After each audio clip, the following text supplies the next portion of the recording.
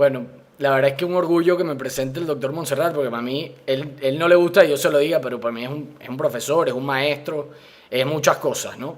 Eh, la verdad es que el doctor Montserrat me ha abierto muchas puertas en esto y me dio uno de los mejores consejos que me han dado desde que yo estoy haciendo endoscopia, que un día yo le dije que me iba a ir a hacer un curso de disección y otra cosa, y él me dijo, tú estás haciendo tu nicho, tú quédate ahí, haz lo tuyo, y francamente creo que es uno de los mejores consejos que me han podido dar, ¿no? Am, bueno, vamos a hablar de un tema que a mí me gusta mucho, es una cosa en la que tengo trabajando, es un área en la que tengo trabajando 6 años de manera muy, muy importante, muy fuerte. Le agradezco muchísimo el apoyo de Yuraima con esta conferencia y bueno, gracias a la Asociación Colombiana de Endoscopia Digestiva por hacer un poco eco de esto y permitirnos compartir nuestra experiencia. Eh, la endoscopia bariátrica, como estaba diciendo, la espuma. La endoscopia bariátrica cada vez atrae más y más endoscopistas a nivel mundial.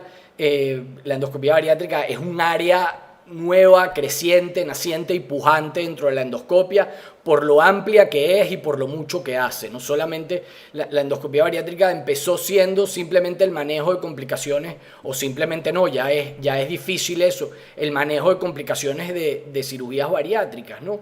Y luego empezamos a buscar algunos, nos empezamos a dedicar, o en mi caso yo me empecé a dedicar a buscar métodos endoscópicos para la pérdida de peso y en eso me acogió el doctor Fogel, quien tuvo el primer tratamiento endoscópico para la modificación de la capacidad gástrica, que era la gastroplastia vertical con endocinch de Bart, que bueno, que tuvo sus limitaciones por el equipo que se utilizaba, por la técnica, por muchas cosas, pero el equipo no era para eso. Y básicamente, pues, no salió tan bien como se esperaba. Pero salieron nuevos dispositivos, mejoraron las técnicas, mejoró todo y ahora tenemos esta nueva camada o esta nueva era o esta nueva puja de la endoscopia, ¿no?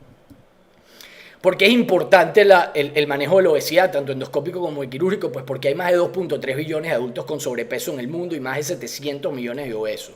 En países como Estados Unidos, casi un tercio de la población es obesa y sobre todo importa e impacta la cantidad de adolescentes y niños obesos que hay, con lo cual es altamente probable que este porcentaje aumente. Más está relacionado con más de 2,5 millones de muertes al año prevenibles por enfermedades relacionadas a la obesidad y sobre todo porque hay muy pocos obesos, por la razón que sea, razones presupuestarias, razones de miedos, etcétera, que buscan soluciones definitivas. Los humanos hemos pasado a ser del mono al Homo erectus, al Homo sapiens, al Homo obesos. Y de ahí vamos a seguir. Es preocupante lo que está sucediendo en el que lo hagamos porque el cáncer, la insuficiencia renal, las enfermedades cerebrovasculares, tanto la micro como la macroangiopatía, la colelitiasis, la hipertensión arterial, todas estas enfermedades tienen una relación directa con la obesidad. La obesidad es un factor de riesgo importante para tener esto. Y ahora que estamos en la era del COVID, también sabemos que los pacientes obesos se complican más y tienen mayor mortalidad. Entonces también es importante que yo creo que este no va a ser el último virus que aparezca y nos haga a nosotros volver a recogernos. Y sabemos ya que los pacientes obesos tienen más riesgo, no solamente de esas enfermedades, sino de morir por enfermedades infecciosas o algunas otras enfermedades. El manejo actual de la obesidad, pues básicamente tenemos en la base de la pirámide los cambios en el estilo de vida, las dietas, la actividad física, las modificaciones de la conducta, pero también es verdad que se publicó hace ya muchísimos años, hace 11 años más o menos, bueno, muchísimos no, pero ya por lo menos hace 11 años se sabe que solamente el cambio de hábitos en pacientes que tienen sobrepeso no basta, no es suficiente para, por lo menos no el cambio de hábitos puntual o la actividad física sola, no es suficiente para perder peso y mantener esa pérdida de peso. Entonces nacen los fármacos, pero los fármacos también tienen problemas. Luego tenemos la endoscopia bariátrica y la cirugía. En Estados Unidos la cirugía está recomendada para pacientes con sobrepeso, con índice de masa corporal mayores de 40 o mayores de 35 con comorbilidades, que básicamente los pacientes con obesidad mórbida. Eso es importante recalcar. Ahora, las indicaciones se han modificado sustancialmente. También hay pacientes con 30 índice de masa corporal y alteraciones metabólicas, con deterioro en el manejo o problemas para el control del metabolismo de los hidratos de carbono, por ejemplo. Esos pacientes también tienen indicación de procedimientos metabólicos para el control de sus comorbilidades. Pero ahí es donde entran en pacientes que no tienen que perder tanto peso, pero que tienen un problema de comorbilidades, también entran procedimientos mínimamente invasivos y con mínimos riesgos que nos hacen a nosotros pues intentar controlar el sobrepeso y las enfermedades asociadas. Sabemos que hay un inmenso grupo en el mundo de pacientes con sobrepeso, hay un grupo un poco más grande de pacientes que tienen obesidad clase 1 y clase 2 y un grupo todavía más pequeño que tienen obesidad clase 2 y clase 3. Y cuando los colocamos a ellos en una gráfica en donde ponemos los métodos para controlar el sobrepeso o la obesidad y la eficacia de esos métodos, tenemos que el primero que aparece abajo es la dieta y el ejercicio, y arriba al final tenemos que aparecen los métodos tradicionales, los métodos quirúrgicos ya aceptados, ¿no? Pero en el medio tenemos un vacío de tratamiento para pacientes con sobrepeso clase 2 u obesidad clase 1, en donde ya hay, o pacientes con obesidad clase 2 que no tienen comorbilidades, en donde no había una entrada donde no habían opciones para esto. Entonces entraron los fármacos, pero había fármacos como la sibutramina, por ejemplo, que fueron terribles desde el punto de vista pacientes que tuvieron trastornos metabólicos que todavía no se han resuelto después de años de haber salido la sibutramina de las farmacias, ¿no? Entonces aparecieron los balones intragástricos muy buenos, pero ya veremos con algunos resultados a largo plazo no tan buenos. Y llegó la endoscopía bariátrica con modificaciones de la anatomía, modificaciones anatómicas hechas por endoscopia mediante procedimientos mínimamente invasivos.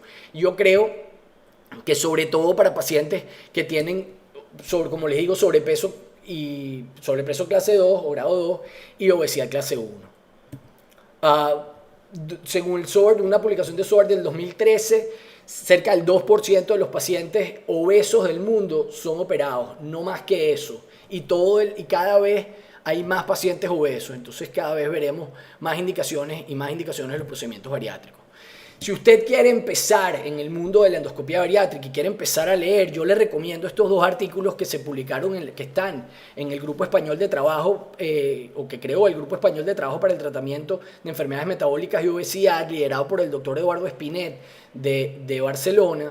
El primero de ellos, un documento de consideraciones generales muy bueno, y el segundo habla de los pros y los contras de cada uno de los tratamientos específicos. Yo voy a hacer un mínimo resumen de los dos, ultra resumen. Lo primero que habla el artículo, la parte 1 de las consideraciones generales, es que deja muy claro que los procedimientos endoscópicos no son tan buenos para pacientes que tienen más de 35, ahí se recomienda cirugías bariátricas, pero también es categórico diciendo que los pacientes, y va, por supuesto, después de una revisión exhaustiva de la literatura, que los procedimientos endoscópicos son lo mejor que hay para los pacientes que tienen sobrepeso clase 2 y obesidad clase 1. No hay en relación riesgo y costo-beneficio. Luego habla un poco de los criterios de FODI, que para qué un paciente, cuáles son lo que debemos buscar nosotros con un procedimiento que nos ayude a perder peso. Debe buscarse una morbilidad baja, menor al 10%, una mortalidad menor del 1%, debe ser útil para más del 75% de los pacientes, debe ser duradero, la pérdida de peso a más de 5 años, debe ser reproducible, con una fácil curva de aprendizaje, una buena calidad de vida, requerir pocas revisiones o menos de 2% de reintervenciones anuales, mínimos efectos secundarios y debe ser fácilmente reversible anatómica o funcionalmente. Ahora, eso no siempre se cumple con los procedimientos endoscópicos porque básicamente no se cumple completamente, no todos los criterios, ni siquiera con los procedimientos laparoscópicos. También habla de que si usted va a empezar o quiere montar una unidad en donde haga endoscopía bariátrica, debe tener una aproximación multidisciplinar al paciente. Debe hacerlo en centros capacitados para atender las necesidades de estos pacientes. Debe tener claras las indicaciones de sus procedimientos y tomando en cuenta las necesidades de cada uno de sus pacientes. Debe tener mecanismos de control de calidad y además sistemas de evaluación y seguimiento para ellos. Eso es sumamente importante porque eso es lo que va a garantizar que los procedimientos que usted practique tengan o no buenos resultados a mediano y largo plazo. En cuanto al consenso 2, pues se modifican Las indicaciones, yo las coloqué acá, pero bueno, hay modificaciones hay indicaciones que son dependientes del paciente. Por ejemplo, hay pacientes que tienen, por decir, tienen obesidad mórbida, tienen un índice de masa corporal por encima de 40, pero son pacientes que llegan a la consulta diciendo, doctor, es que yo no quiero perder 50 kilos, yo quiero perder 20 o 25 kilos. Para mí, yo necesito un peso que sea más saludable que el que yo tengo, pero yo, por razones de miedo o por cualquier otra razón, no quiero este peso, por lo que sea. Hay pacientes también que tienen índice de masa corporal de 40, pero tienen múltiples cirugías abdominales. Entonces esos pacientes, por supuesto, tampoco son buenos candidatos para hacer una cirugía laparoscópica. Por eso, y esos pacientes están caracterizados en estas indicaciones. Hace una evaluación específica de los procedimientos, de los perfiles de seguridad y efectividad y una evaluación de los métodos para el manejo de la reganancia de peso. Yo les recomiendo esta literatura porque francamente es muy buena y se hizo con muchísimo cariño. Las categorías en los procedimientos de obesidad, ahora entrando ya en mucha más materia, nosotros tenemos 5 categorías básicas, ¿no? Que es los mecanismos de intervención temprana, que es para pacientes que tienen sobrepeso o obesidad clase 1. La terapia primaria para pacientes ya con obesidad clase 2 o obesidad mórbida, los procedimientos de revisión, que es para el tratamiento de los pacientes que han tenido reganancia de peso o pacientes que no han perdido suficiente peso después de una cirugía bariátrica, los procedimientos puente, que se le hacen a pacientes que tienen muchas comorbilidades y mucho exceso de peso, y uno está buscando la manera de que esos pacientes pierdan peso para ir de manera más segura a una cirugía bariátrica laparoscópica y reglada que la puede ayudar a alcanzar un peso ideal o un peso muchísimo más saludable o cercano a su peso ideal. Y luego la cirugía metabólica, que entra incluso o se mezcla y se entrelaza con las otras 4, que está enfocada al control de las comorbilidades, bien sea a trastornos en el manejo o en el manejo de los hidratos de carbono, diabetes mellitus, hipertensión arterial, etc. La terapia endoluminal no quirúrgica para el manejo de la obesidad busca una modificación estructural o un dispositivo que altera el tracto gastrointestinal. Puede requerir o no intervención endoscópica, ya veremos adelante algunos dispositivos que no la requieren, menor mortalidad que la cirugía laparoscópica, y lo que busca es una alteración o afectar el tracto gastrointestinal para tener una pérdida de peso perdurable. Puede ser la pérdida de peso menor que la cirugía, puede provocar mejoría o debe provocar mejoría, porque ya lo vimos los criterios de Foddy, de las comorbilidades, y debería ser duradera, aunque en algunas ocasiones requiere de la reaplicación de los tratamientos. ¿Cómo logramos esto? Pues lo logramos con una disminución, con un control del apetito, que se puede hacer manteniendo una sensación de plenitud o saciedad precoz, alterando el vaciamiento o alterando el volumen de acomodación, la capacidad de acomodación del estómago o el volumen que él pueda aceptar. Y eso básicamente busca modificar los ejes hormonales para así controlar tanto el apetito como el hambre, como el resto de los factores que intervienen dentro de la obesidad en los pacientes. ¿Cuáles son los principios de las intervenciones bariátricas? Pues bueno, tenemos que evaluar el mecanismo de la herramienta que deseamos para cada uno de los pacientes, evaluar el compromiso del paciente y la educación nutricional a la cual el paciente está dispuesto a someterse, y evaluar los hábitos de alimentación del paciente tanto psicológica como emocionalmente. Es muy importante los pacientes que son los que nosotros llamamos los sweet eaters, los comedores de dulce. Si ese paciente tiene una relación de adicción con el azúcar, nosotros deberíamos resolver, antes de intervenir ese paciente, resolver su adicción con el azúcar o con los alimentos, o intentar intervenir dentro de su ansiedad o dentro de sus pensamientos de hambre, para lograr así a mediano y largo plazo un mejor resultado en cuanto al tratamiento. Debemos manejar las expectativas con el paciente. Yo siempre le pido a los pacientes que se hagan una foto previa, y la razón de hacer la foto previa es estimular al paciente más adelante, porque si el paciente sabe de dónde viene, el paciente entiende a dónde va y dónde está en este momento, y eso es muy bueno para el manejo de las expectativas. Hay que manejar muy bien las expectativas de estos pacientes, porque todos los pacientes van a llegar a ti un día y te van a decir, no, yo con 20 kilos estoy bien, y ese paciente tiene que perder 35. Y tú le dices, mire, tiene que estar muy claro de que usted con 20 kilos menos, no se va a ver igual que con 35 menos, y tiene que estar claro. Y si ese paciente lo entiende, y lo deja por sentado, pues usted puede estar tranquilo porque usted lo dijo, al menos. ¿Ok? La cirugía bariátrica perfecta no existe, el procedimiento bariátrico tampoco. Hay tasas de reganancia de peso con bypass o con mangas a los 10 años tan altos como 30%. Tasas de reganancia de peso. Un tercio de los pacientes que se hace un bypass o se hizo un bypass hace 10 años, no lo estoy inventando yo, hay múltiples trabajos que lo respaldan, hasta el 30% han reganado el peso completo que habían perdido. Entonces es muy importante los seguimientos a largo plazo, el manejo de las expectativas y entender que el cambio debe finalizar en la cabeza y no en la barriga. Estos son los procedimientos aceptados, un poco cuáles son más seguros, menos seguros, y esquematizando lo que habíamos hablado. ¿Qué buscamos nosotros? Pues procedimientos menos invasivos, minimizar el riesgo, procedimientos reversibles, repetibles y procedimientos coste efectivos. Estas son las herramientas endoluminales que nosotros tenemos. Tenemos balones, tenemos inyección de sustancias, tenemos mecanismos de sutura o de cinches, tenemos procedimientos malabsortivos, tenemos otros procedimientos y tenemos procedimientos de revisión endoscópica. En cuanto a los balones intragástricos y entrando en materia en cuanto a lo que a dispositivos se refiere, se utilizan desde hace más de 20 años. Empezaron utilizándose como tratamiento previo a la cirugía o para pacientes con índice de masa corporal bajo o con comorbilidades importantes que tenían que prepararse para una cirugía bariátrica. Sin embargo, su tiempo de colocación es limitado, todos los balones han de retirarse. Ahora, digamos de alguna manera, hay balones desde 4 meses hasta 1 año, balones que se colocan sin endoscopia, balones que se colocan con endoscopia, balones reajustables, balones dobles, balones que hacen efecto válvula en el píloro. Hay diferentes tipos de balones y ya vamos a ver más adelante. Perdón.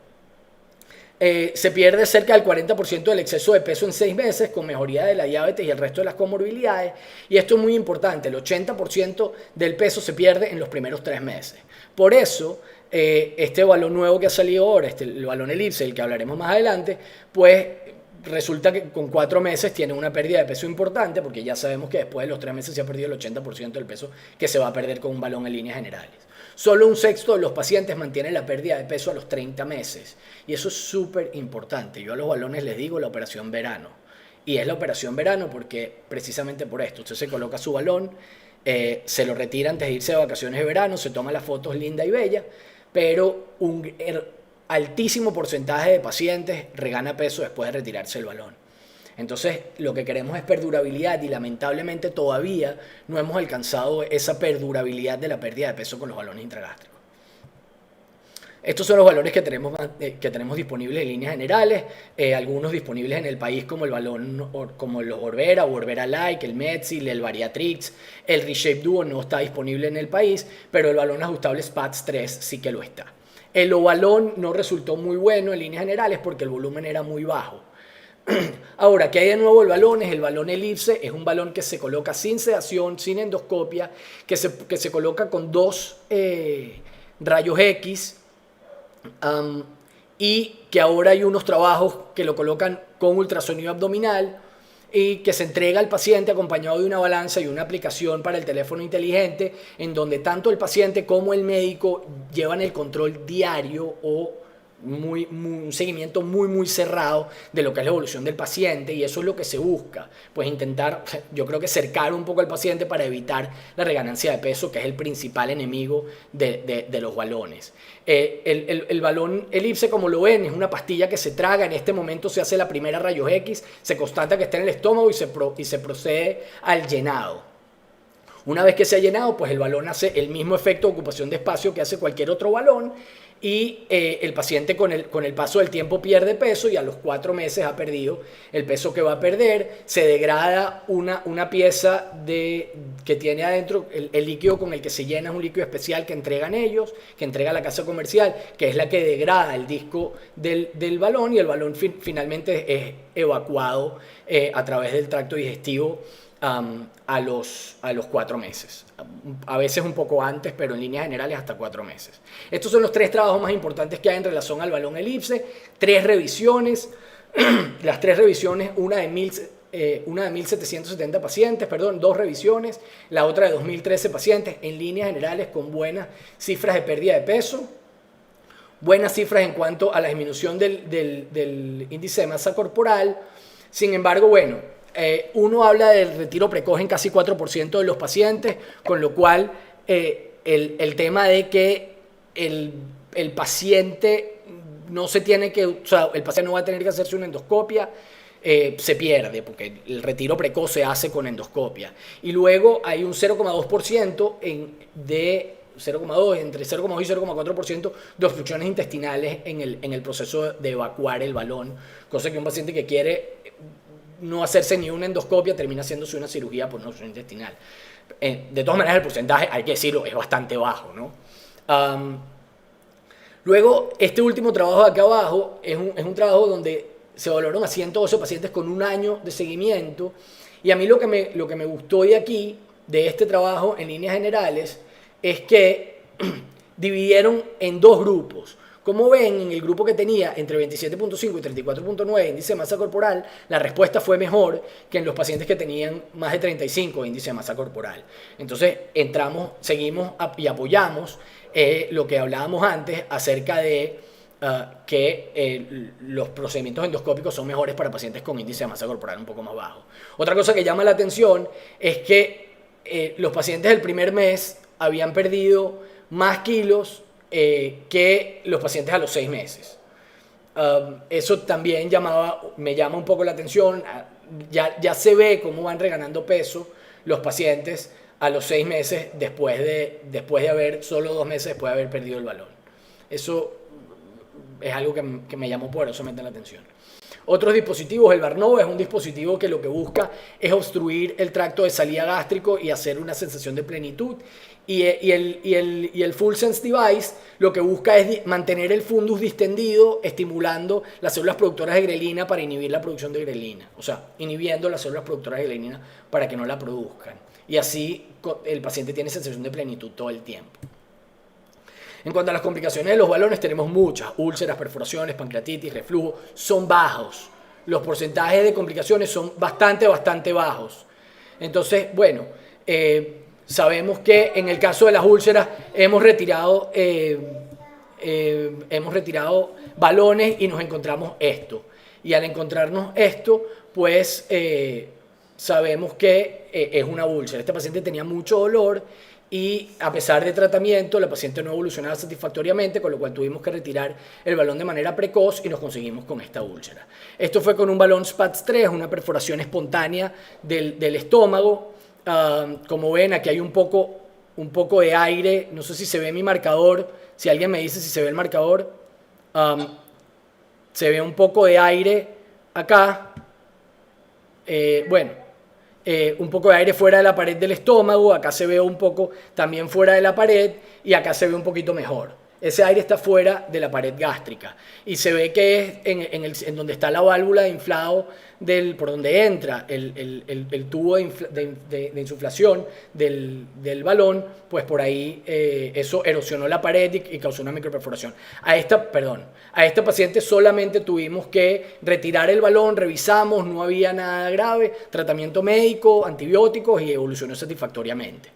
En cuanto a la terapia de aspiración, yo a esto le llamo la bulimia asistida.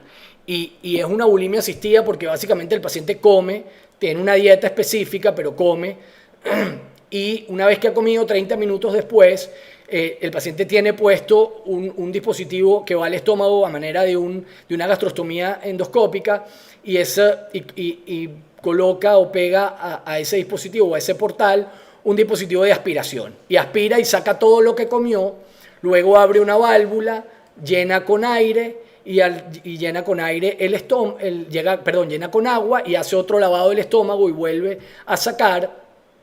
Y entonces termina de vaciar el estómago. Yo creo que hay unos mecanismos de regulación, o sea, el paciente no puede hacer más de tantos lavados al día. Eso el aparato lleva un registro, de manera de llevar un registro y un control de lo que está haciendo el paciente, de manera que el paciente no tenga, no esté transgrediendo demasiado. Pero a mí, francamente, me parece, no me gusta. Este fue uno de los primeros estudios que hubo con el Aspire, y a mí hay cosas, yo pongo generalmente estudios que me llaman la atención, porque son estudios diferentes. Este estudio de 18 pacientes se dividieron, se pusieron en relación 2-1, con lo cual había 12 pacientes en el estudio de Aspire, más modificación del estilo de vida, y 6 pacientes como modificación del estilo de vida solo. 10 y 4 pacientes en cada uno de los grupos completaron el estudio a 1 año. Sin embargo, 7 de los 10 pacientes, o sea, el 70% de los pacientes que completó el estudio del Aspire a 1 año, pidió que le dejaran el dispositivo 1 año más. Con lo cual, estaban muy contentos con tener un dispositivo en la barriga que les permitía comer y vaciar su estómago continuamente.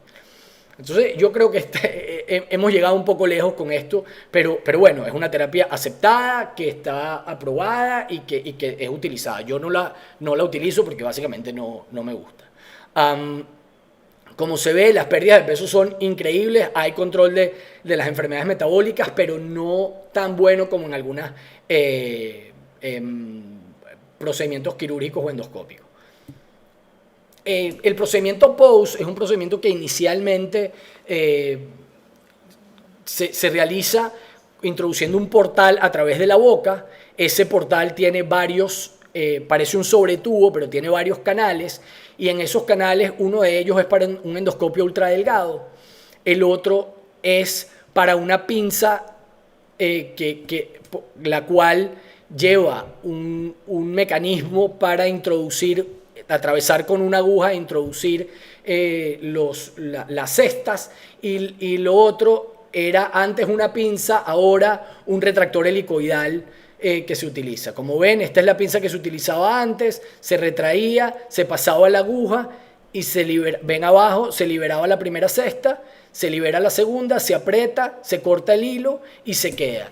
Lo interesante de este dispositivo es que los bites que agarras, los mordiscos que agarras, tienen hasta 6 o 7 centímetros de un lado al otro del hilo en la cesta. Significa tanto el diámetro como la longitud gástrica, porque se colocan, ya lo van a ver más adelante, tanto a lo ancho como a lo largo los anclajes.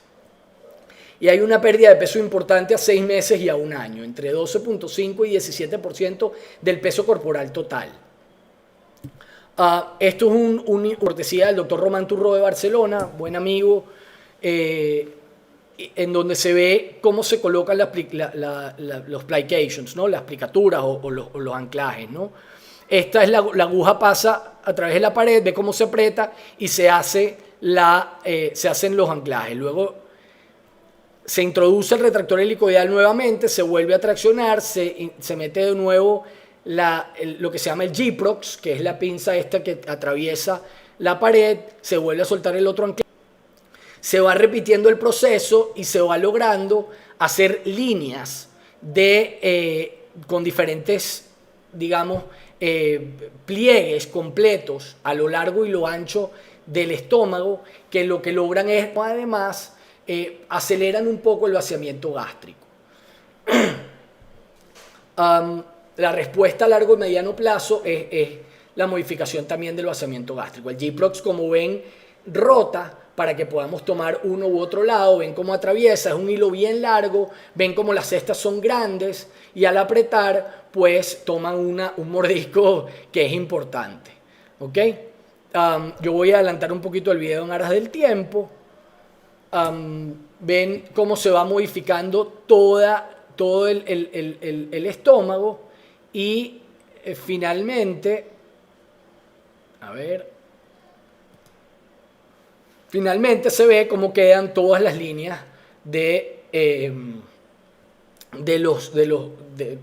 las líneas o los pliegues que modifican el estómago.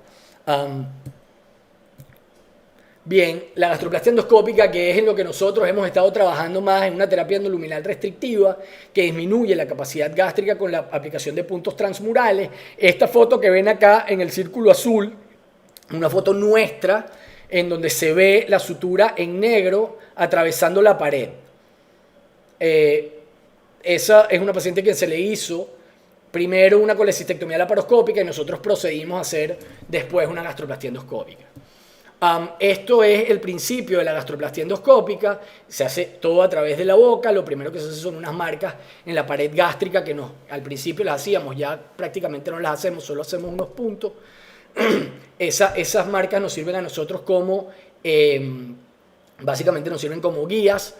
Y luego el patrón de sutura ha cambiado un poco, ahora utilizamos más puntos y hacemos más pases, pero lo que se busca y lo que se logra al final del procedimiento es exactamente lo mismo: convertir la estructura, digamos, sacular del estómago en una estructura, perdonen, completamente tubular, completamente tubular. Y eso es lo que logramos una vez que recogemos todo. Al final dejamos un pequeño prenda ahí el fundus y produzca inhibición de las células productoras de grelina. Este es el primer trabajo importante que se publicó y a mí me gusta mucho, repito, porque habla de la adherencia de los pacientes al seguimiento para la pérdida de peso. Los pacientes que se adherieron más al seguimiento fueron pacientes que tuvieron un porcentaje de pérdida de peso sostenido en el tiempo mayor. Hay que estar pendientes de los pacientes y hay que hacerles seguimiento a los pacientes, porque de otra manera estamos condenados al fracaso. No podemos operar al paciente o intervenir al paciente y olvidarnos de ellos. Eso es bien. Esto es algunas imágenes de este trabajo. Las indicaciones que nosotros hacemos de gastroplastía endoscópica son índice de masa corporal por encima de 27 y menores de 35, pacientes que se niegan a la cirugía convencional, pacientes con múltiples de cirugías abdominales como puente a la cirugía bariátrica, y en algunas oportunidades como pacientes a los que les han fracasado otros procedimientos, perdón, como por ejemplo balones intragástricos, ¿ok? Algunas contraindicaciones relativas son pacientes con hernia yatal grande, pacientes con diabetes mellitus, que es preferible que se practiquen una cirugía metabólica, pacientes con úlceras gástricas, sobre todo en donde vamos a intervenir, pacientes con índice de masa corporal por encima de 37 o pacientes con hipotiroidismo. Sí. ¿Aló? Sí.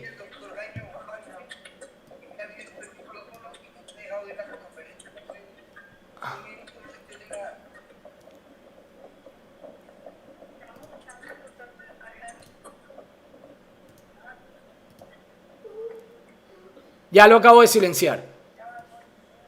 Ya lo silencié. Repite un poco lo que acabas de decir. Esto es espectacular, la charla, pero el último minuto no se enseñó. Ok. Las indicaciones nuestras de nuestro equipo de trabajo son pacientes que tienen índices de masa corporal por mayores de 27 y menores de 35, pacientes que se niegan a la cirugía convencional, pacientes con múltiples cirugías abdominales, pacientes que tienen como puente a la cirugía bariátrica o que otros procedimientos, entre ellos los balones intragástricos, han fracasado. Los pacientes que tienen contraindicaciones relativas son pacientes que tienen hernias hiatales muy grandes, pacientes con diabetes mellitus, pacientes que tienen úlceras gástricas, sobre todo donde nosotros vamos a trabajar, o sea, en el área en donde nosotros vamos a tomar puntos, pacientes con índice de masa corporal por encima de 37, por supuesto, y pacientes con hipotiroidismo, sobre todo porque nosotros primero debemos resolver el hipotiroidismo y no debemos resolver primero el hipotiroidismo y no intentar hacer que el paciente pierda peso sin antes tratar esta comorbilidad, ¿no? Nuestra experiencia publicada en DDW en el año 2018, lo publicamos y le presentamos oral en el Congreso, en Washington, de 72 pacientes con seguimiento a un año, eran 43 mujeres, 33.8 kilogramos de media, kilogramos sobre metro cuadrado de media, con una edad media de 41 años, 41 42 años. Tuvimos 1,3% de complicaciones, un solo paciente se nos complicó con un sangrado, fue un paciente que no siguió muy bien las indicaciones del postoperatorio, pero salió perfectamente, se solucionó con una endoscopia postoperatoria a los pocos días. El 86.11% de satisfacción a los 6 meses tras el procedimiento y 76,38% de satisfacción a los 12 meses tras el procedimiento. Tuvimos que reaplicar sutura en 4 pacientes, 2 de ellos porque una de las indicaciones importantes después del procedimiento es que los pacientes no deben ingerir gas. Y estos 2 pacientes eran 2 pacientes que llegaron al consultorio y dijeron: doctor, es que a mí se me hace muy difícil el tema de controlar las bebidas gaseosas. Como ven, la pérdida de peso fue sostenida hasta los 12 meses con mejorías en los índices de masa corporal de forma importante. En los resultados tuvimos eventos adversos menores, sangrados autolimitados durante el procedimiento, dolor epigástrico, náuseas, no hubo eventos adversos significativos, no se realizaron endoscopias de rutina, solamente realizamos endoscopia cuando el paciente no había perdido peso de manera adecuada, cuando el paciente reganaba peso, cuando el paciente decía que había aumentado la cantidad de volumen que podía comer, o cuando el paciente, por ejemplo, tenía mucho dolor. Hubo una paciente a quien se lo hicimos porque tenía muchísimo dolor y le damos tratamiento y no mejoraba, pero fue porque tenía una pequeña erosión. Y se evidenciaron tractos fibrosos en todos los pacientes a quienes les hicimos endoscopia. En el postoperatorio, el alta siempre se dio dentro de las primeras 3 a 4 horas. Hubo algunos pacientes que por propio motus propio se quedaban 24 horas, pero en líneas generales 9 de cada 10 pacientes se iban de alta.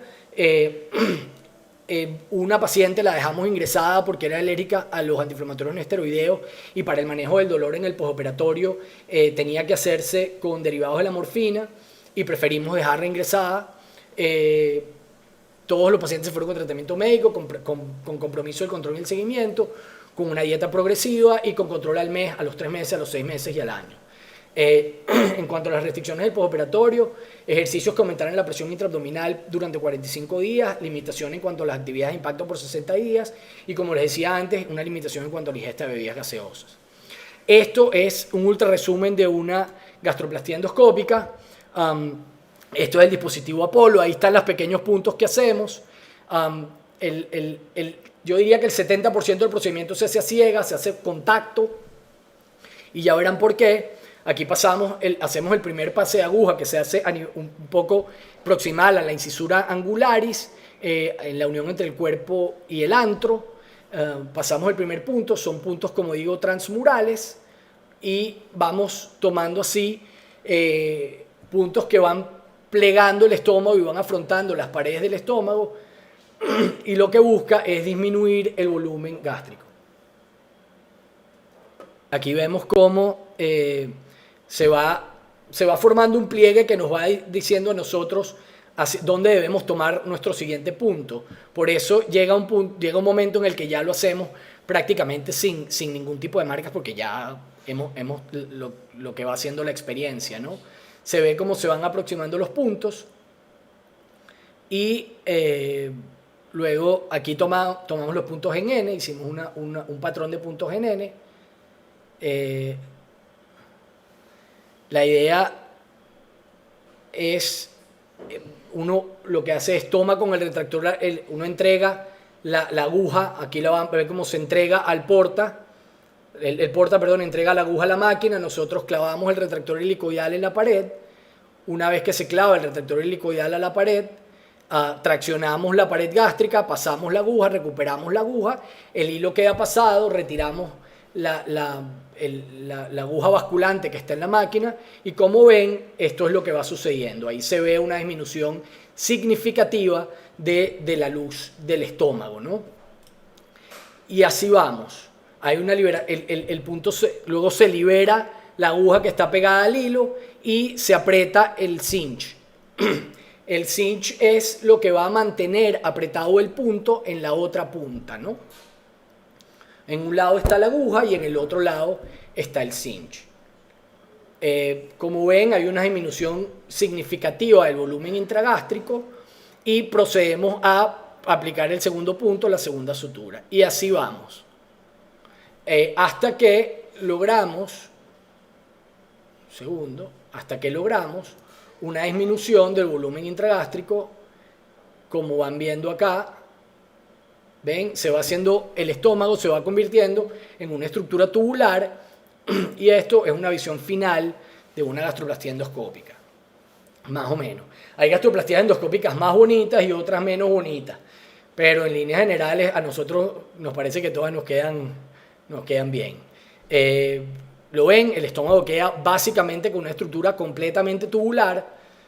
Aquí otro video de una gastroplastia endoscópica, pero solamente el final. Este video, ahí va corriendo.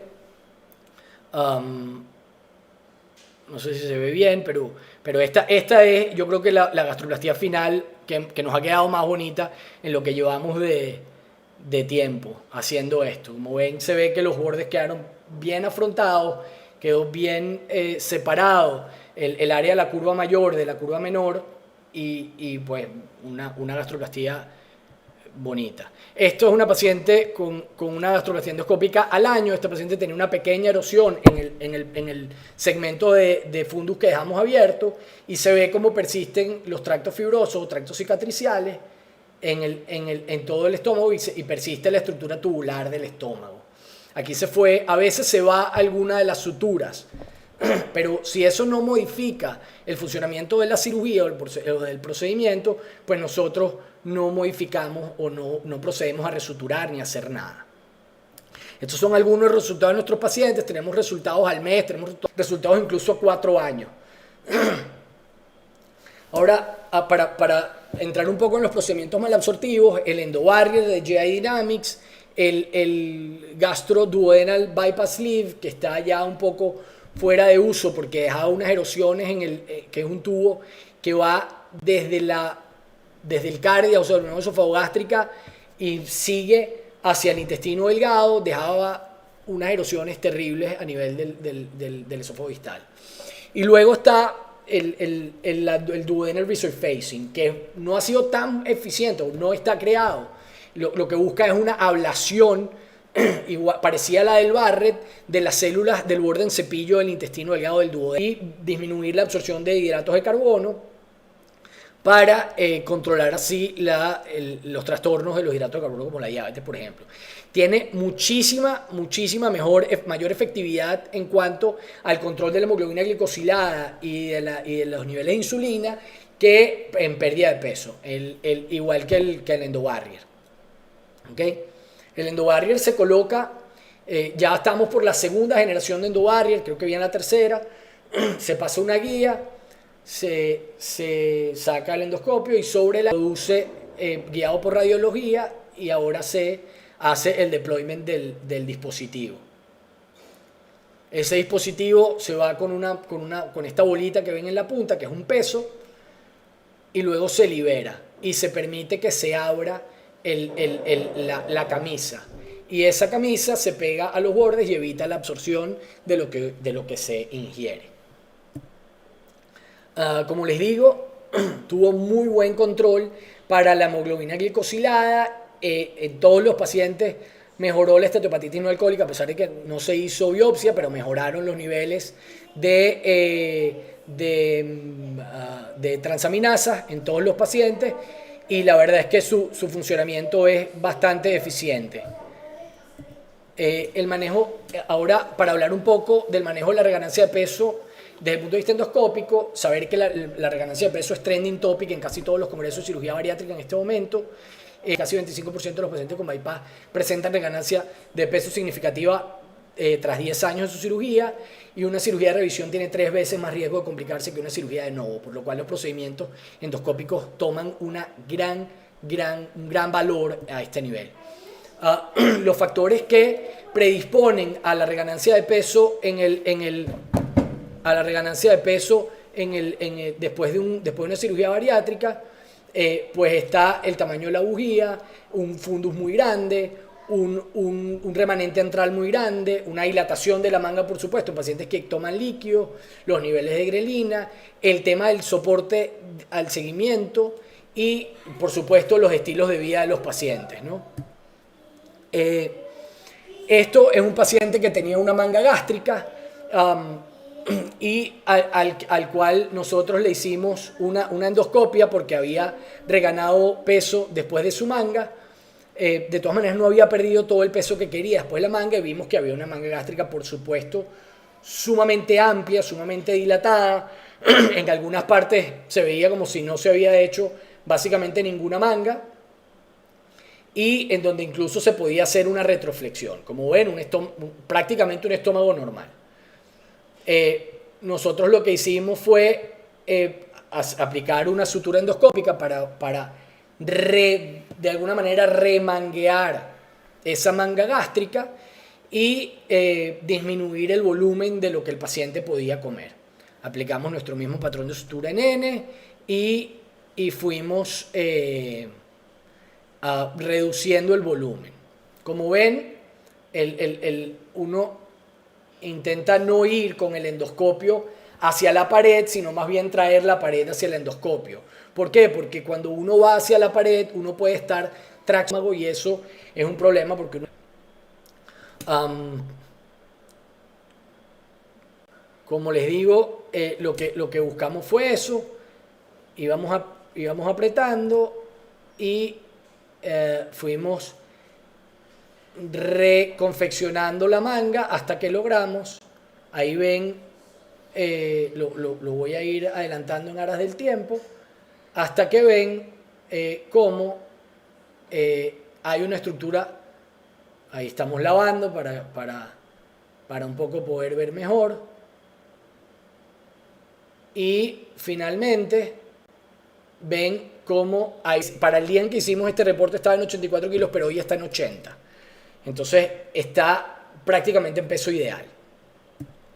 En cuanto, yo creo que ya estamos alcanzando las últimas cosas, el TORE, que es el Transoral Outlet Reduction, es para pacientes que tienen reganancia de peso tras un bypass. Hay básicamente 3 tipos, solo con argón, solo con sutura o con argón más sutura. Es una modificación endoscópica de la gastroenteroanastomosis con o sin modificación del reservorio gástrico. Este estudio es el estudio que evalúa los resultados a mayor plazo, evalúa 3 patrones de sutura distintos, tiene una cohorte más o menos importante tomando en cuenta los procedimientos, 331 pacientes, 82% fue por reganancia y 18% por pérdida inadecuada de peso tras el bypass. 62% de los pacientes, además del procedimiento, requirieron aplicación de fármacos y 4 requirieron revisiones quirúrgicas, entre las que estuvieron, por ejemplo, la distalización del asa o la disminución del pouch. 30% requirió nuevos procedimientos endoscópicos. Como ven, los procedimientos endoscópicos pueden reaplicarse.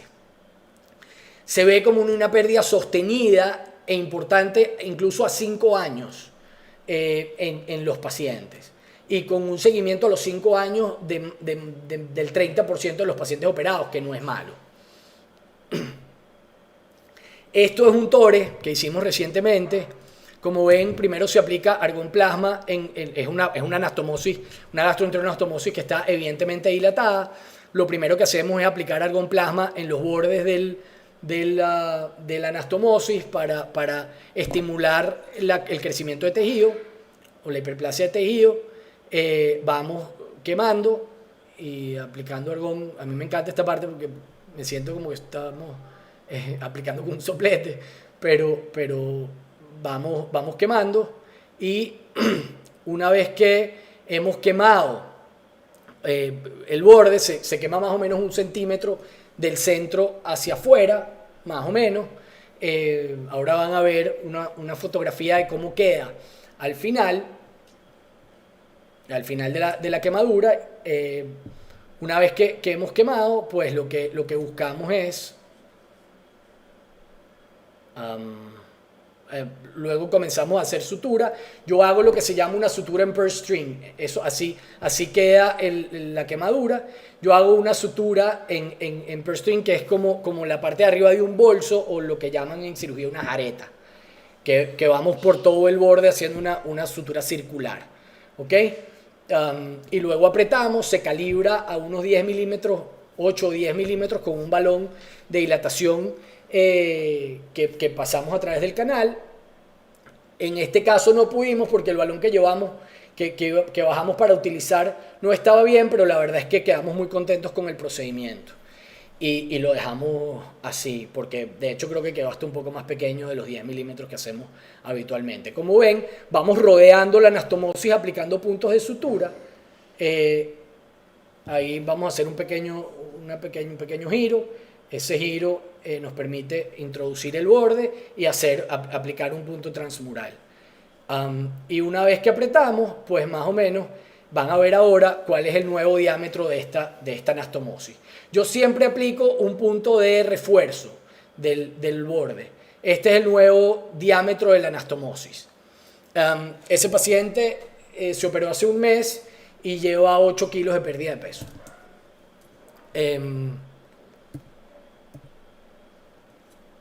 la pérdida de peso se puede perder hasta 80% del peso total reganado, le da al paciente una segunda oportunidad de reentrar a un programa nutricional. Y esto es lo que viene. Lo que viene es el GI Windows, los imanes, el Incisionless Magnetic Anastomosis System para manejo eficiente de la diabetes tipo 2. Esto se encuentran dos imanes por vía endoscópica y guiados también por radiología. Se sueltan los imanes inducen necrosis de la pared y esos imanes pues lo que hacen es que derivan parte del contenido intestinal hacia más adelante y produce buen control de la diabetes tipo 2. ¿Ok? Este es el estudio de Machitka y colaboradores, Machitka en Ostrava, en la República Checa, 14 pacientes, 10 éxitos, el porcentaje de éxitos terapéuticos, o sea, de éxito del procedimiento, lograr hacer el procedimiento, es poco, y es poco porque es difícil llegar a un punto en donde se consigan las dos partes del intestino. Y eso me lleva a mí a pensar de que probablemente vamos a estar entrando en un procedimiento que va a ser híbrido, laparoscópico y endoscópico. Muy buenos resultados en cuanto tanto a pérdida de peso como a control de la hemoglobina glicosilada. Y para terminar, pues la cirugía es una herramienta y nunca una cura. La pérdida de peso es un viaje y no un destino. Hay que recordar al paciente dónde estaba al inicio para el manejo de las expectativas, evaluar la reganancia de peso, los factores nutricionales, el ejercicio, los factores emocionales y psicológicos, los factores mecánicos. Y es probable que el paciente tenga parte de la culpa dentro de su reganancia de peso, pero ellos siempre son los responsables de su progreso. Y que el camino a la pérdida de peso comienza en el abdomen, pero termina en la cabeza. Y si no hay cambio en la cabeza, pues evidentemente no hay cambio definitivo. Gracias.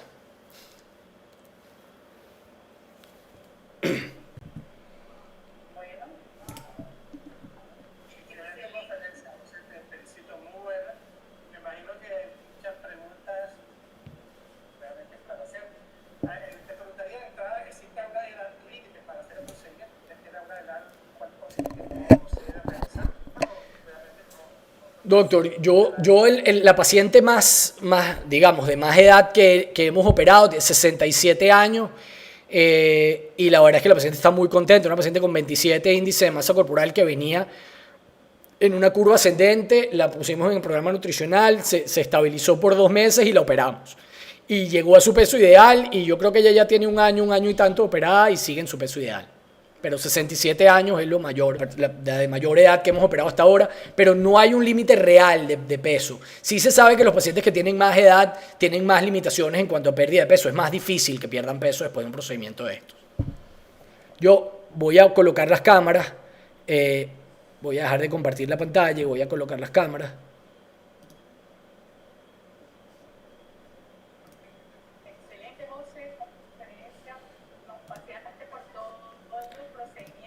Eso fue lo que intentamos.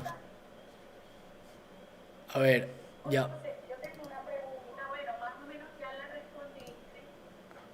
Ayer en la consulta yo hice una endoscopia de una paciente de 56 años, actualmente 56 años, tiene 6 años que se hizo una manga gástrica. La manga gástrica es parecidísima a la que acabas de mostrar. Ok.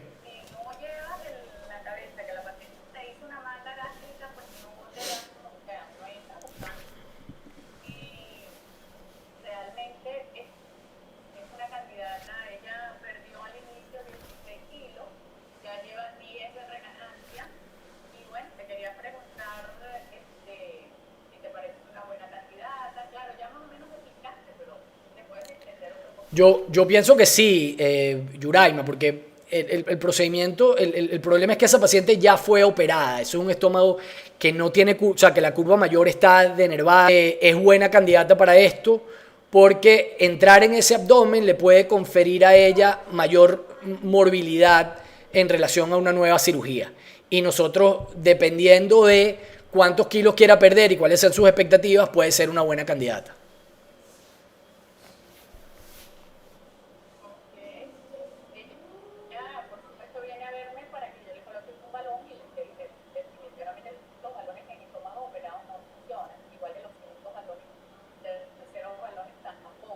Correcto. Bueno, es una buena cantidad para la técnica. Había Doctor Lázaro, cuénteme. Nacho, espérate. No, este puesto en radio, vimos un caso en vivo de cirugía endoscópica, esa que tú estás pensando, pero me llamó la atención que los pacientes tuvieron una estridición luego tremenda, porque realmente en la mercado morfina, ¿eso es frecuente o fue que hubo alguna complicación? No, no es tan frecuente, nosotros hemos variado un poco el patrón. Cuando suturábamos más arriba hacia la unión esofagástrica, cuando llegábamos más arriba, los pacientes tenían, ahora que dejamos este bolsillo que estamos dejando en el fondo, nos alejamos más del fondo, los recuperan mucho más rápido y también los patrones de sutura han mejorado y los pacientes evolucionan muchísimo mejor. Francamente, el último año y medio nos ha ido mucho mejor en relación al dolor con los pacientes.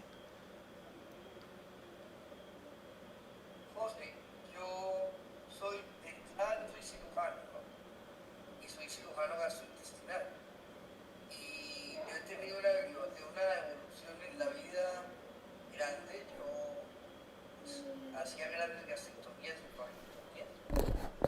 Pasé después a cirugía de obesidad, no como indicaciones exclusivas, sino que hacíamos bypass y hacíamos manga gástrica como primer cirujano, o sea, no como ayudante, sino como el primer cirujano. Junto con mi amigo Alberto Ángel, operaba él, operaba yo. Y como endoscopistas, pues hemos vivido el colocar el valor, y yo también estuve en la Universidad de Florida realizando el curso de sutura con el Apolo.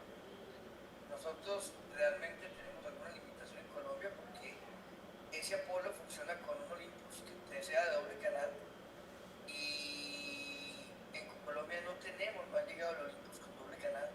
Por lo tanto, quien ha intentado en Colombia poner o hacer mercadeo con el Apolo no lo ha podido ingresar. Bueno, te cuento cómo va. Yo fui el primero en Colombia que puso un balón gástrico. Estoy hablando de por allá en el año 1900, no, en el 2002, 2003. Yo me entrené en balón gástrico